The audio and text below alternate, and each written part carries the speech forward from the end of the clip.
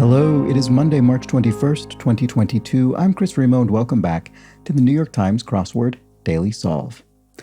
It's a Monday puzzle, so it should be relatively quick and easy today. I hope so.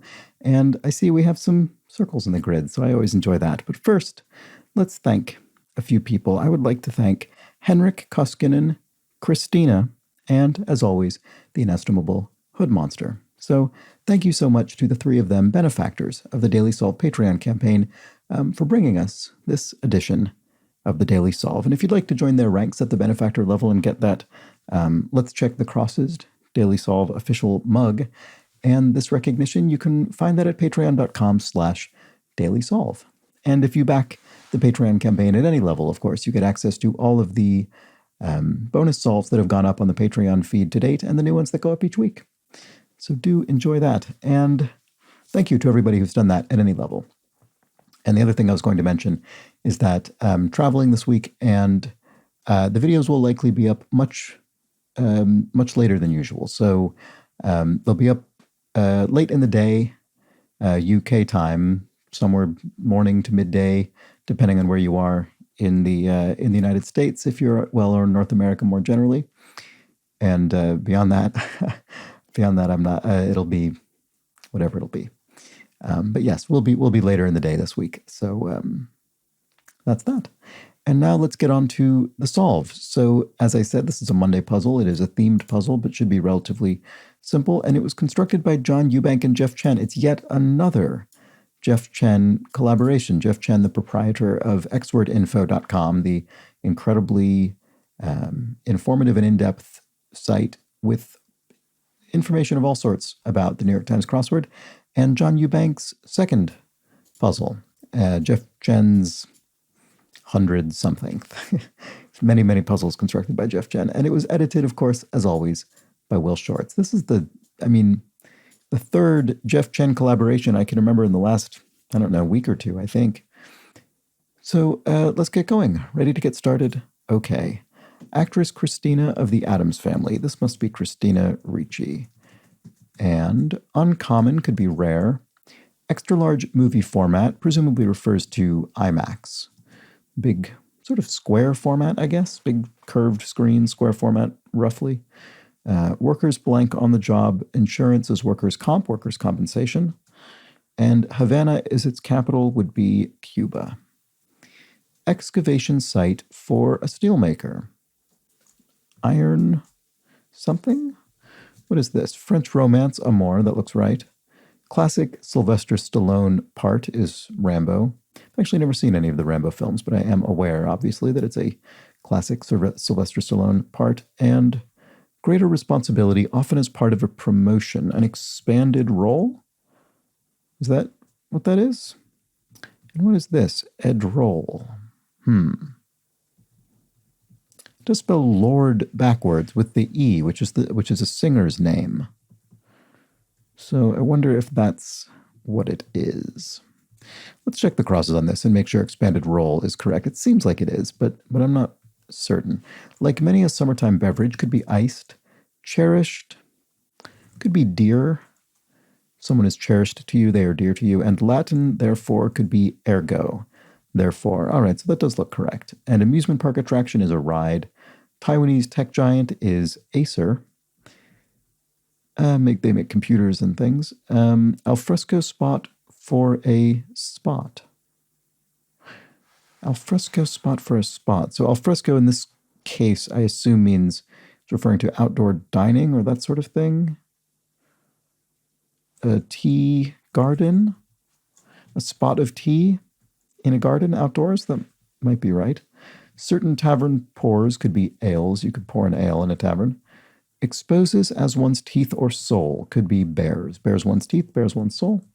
Part of the eye that blinks is the lid, of course. Poem of praise is an ode. Poem of praise, the official poetic form of the New York Times crossword, the ode. If in doubt, it's an ode when it comes to poems and crosswords. Ink oops could be a blot, an ink blot, and an assistant is an aide. Let's just check the cross here. Count to 10, calming advice. Calm down by counting to 10. And I think that's it. So this is all going pretty smoothly, I think. Suitable for all ages as a movie. In the US, that would be rated G for general audiences, I believe. QB Marino, quarterback Marino. I think Dan Marino sort of rings a bell to me. I couldn't tell you what he did, but I am aware of the existence of Dan Marino. So there we go. And Furious looks like mad, straightforwardly. An iron mine, excavation site for a steelmaker. There we go. Iron mine, sure, because iron is a component of steel. So there we go. That makes sense. College game day broadcaster. So this is presumably ESPN, which is a major sports network in the United States. And pumpkin seed by another name is a pepita, I believe. Like diets that cut out bread and pasta. No carb cuts out bread and pasta. Long time, and so not just a long time, but a very long time. An eon, a long time of unspecified duration. And pointing out minuscule annoyances. Could be picking nits, maybe? Oh, so here we have nits with a G, but backwards is sting. So in fact, another singer. So that must be the theme. So we had Lord and Sting from the Police. So I wonder what that all means. So we'll presumably get two more of these. Let's find out. Dorky sorts could be nerds. It'd be my pleasure. Airport screening group is the TSA. Let's see. Can I figure out who this might be? It could be Drake. I recognize Drake. Let's see. Does that work? Reality star sister of Kim and Courtney. Oh, I spelled Drake incorrectly. I'm sorry. Well, those are Kardashians, right? So that'll work. I have no idea who the other one would be, though. Does her name also start with a K? I'm guessing. I'm not sure. What about this? Spear-like weapons of medieval times. Oh, well, actually, it probably does, because that looks like pikes to me. And here, let me clarify. Could be I mean. Text from a waiting carpool driver. I'm here, maybe. KH, that's unusual. String quartet instrumentations could be cellos. And evil organization on Get Smart. I actually know this. It's Chaos. I think Get Smart came up in the crossword. I can't remember if it was in the New York Times crossword or maybe it was Boss Words. I can't remember on the Patreon, one of the Patreon videos. But the cone of silence was referenced, I believe, and that was a device from Get Smart, which was a sort of parodic spy show, sort of a comedic spy show that aired in reruns, and I remember watching it growing up, and Chaos was the evil organization in it. Okay, so here, Khloe, I see, Khloe Kardashian spelled with a K. Okay, fair enough. And then it was Drake backwards. All right, so let's see if we can get this one here without needing to solve something else. In 5 letters starting with an A, it could be Adele. Elada forward, just like E-card over here. So does that work? Could this be Adele? Goal of some core workout. Yes, it could be chiseled abs. There we go. So all right, I think it's been a while since I've gone through and solved the theme answers in advance, as people in the comments often encourage me to do. So there we go. I've done it. And I wonder, I would think, maybe we'll get a revealer that will have some pun about backwards singing or something like that. I don't know. We'll have to see. Backyard building could be a shed. Organization for Pet Rescue could be the SPCA, the Society for the Prevention, not the Protection, as I once erroneously said, of cruelty to animals. And grandmas are nanas. And Jordanian landmark designated as a rose red city half as old as time, Petra, the incredibly dramatic architecture at Petra is, I think that's where they filmed the exterior temple shot in the third Indiana Jones film. Anyway, Kellogg's breakfast cereal. I have a friend who did an archaeological dig at Petra. Anyway, Kellogg's breakfast cereal, Special K, sounds familiar. And anatomical pouch could be a sack. Blank Vegas, Nevada would be Las Vegas, Nevada, the famous gambling city. And Spanish wife. Why is this not obvious? Why am I not seeing this immediately? That's frustrating. Let's fill in these gaps because we have a little island of unfilled squares here. Speed measure on European highways would be kilometers per hour, and academic's degree would be a PhD, and some sushi tuna is ahi. There we go. Cajole is coax, maybe? Could coax somebody into doing something, cajole them into it. This in Spanish could be esto. And a steakhouse option, a T-bone maybe? You could have a T-bone steak. And indeed, here's our revealer. So one helping in a band, or what can be found in each set of circled letters. So this must be back something. Back. I would have thought so, but let's check the crosses. Industry bigwig. I'm not sure. What about this? Blank Sabe, the Lone Ranger to Tonto. Kimo Sabe. Strangely enough, I've actually never seen any version or incarnation of the Lone Ranger, but that phrase Kimo Sabe as relating to the Lone Ranger has sort of seeped out into the broader culture, I suppose. Novelist Kingsley would be Amos Kingsley. Or Kingsley Amos, sorry. Kingsley Amos, sorry. I was sort of confusing Ben Kingsley for some reason and using it as the surname, but no, Kingsley Amos. And related to Martin Amos. And Spanish wife for some reason I can't remember. and Leon Blank Exodus author. Not sure offhand. And then what about this? Civil rights icon Parks would be Rosa Parks. And rigorous email management strategy. Right. This is Inbox Zero. Oh, Esposa. Right. Of course. Spanish wife. There we go. Okay. Sorry about that. Anyway, Inbox Zero, the strategy by which you keep your inbox at 0 unread messages at all times, I guess. It's either 0 unread messages or 0 total messages. Maybe you're meant to delete them all. I'm actually not sure. But it's something like that. Inbox Zero. An industry bigwig, I see, czar.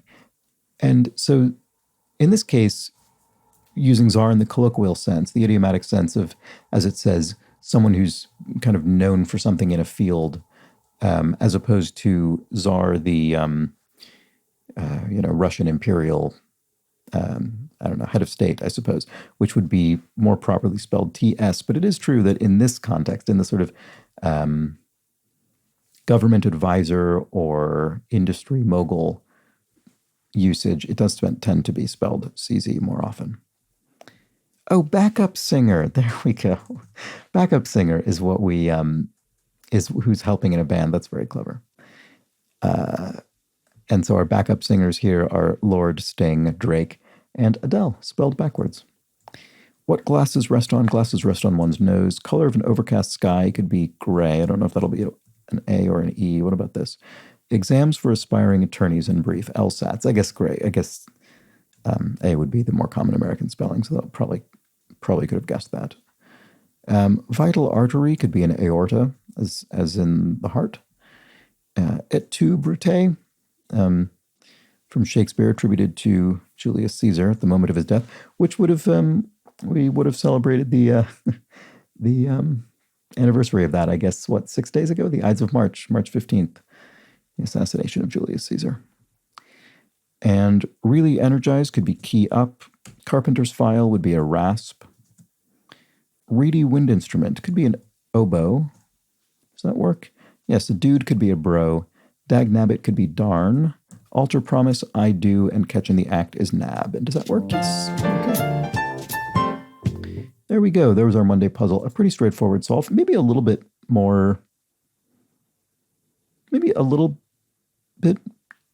trickier than an average Monday. I mean, this is sort of surprising for Monday, to be honest.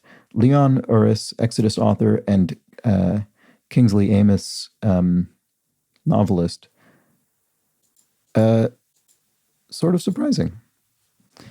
Because those are both proper nouns, and you could plausibly imagine spelling names with a different vowel here that would work. So yeah, that could be tough on a Monday. I could imagine someone having to take some guesses there. And then anything else like that? Well, I don't know, probably. In general, I think this was maybe a slightly tougher Monday than is usual, but a very clever little um, hidden word situation going on here. So we had Lord backwards inside of expanded role, Sting backwards inside of picking knits, Drake backwards inside of Khloe Kardashian. This one is especially funny because we have one celebrity inside of another celebrity. That's actually pretty good. And Adele inside chiseled abs. Chiseled abs is a good just a good amusing phrase to get into the crossword in general. And anyway, they're all backup singers in this particular case. So nice, clever, simple theme. It worked well and was well situated into the grid, I think. And that's that for the Monday. So I think there were actually several clues from yesterday's puzzle about which people left comments. So I had I think probably heard the word ketone before, but wasn't particularly familiar with it. And ZOR95 explains, a ketone is an organic molecule that contains a carbonyl group. That is one of the carbon atoms in the middle of the molecule. That is, oh, I see.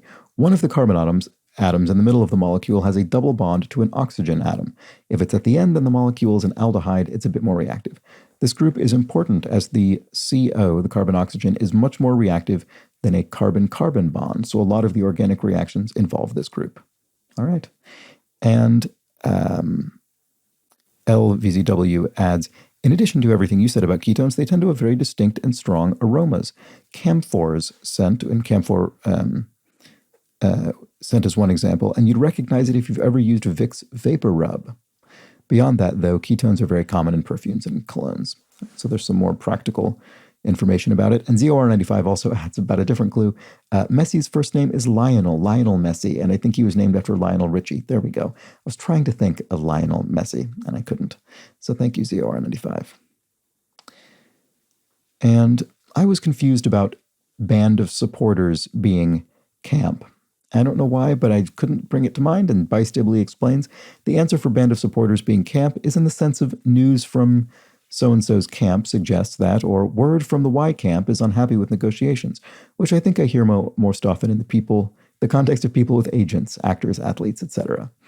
And Retboy1 says, I think camps most readily in terms of political campaigns. And I think that's where I'm most commonly familiar with it as well. But of course, I didn't bring it to mind in the crossword, so whoops.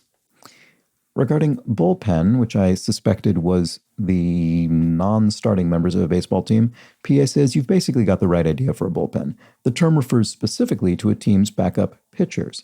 Bullpens have gotten more and more important in recent years because teams tend to be very protective of their starting pitcher's health because throwing a ball at 99 miles per hour is pretty likely to cause injury. So thank you for that clarification.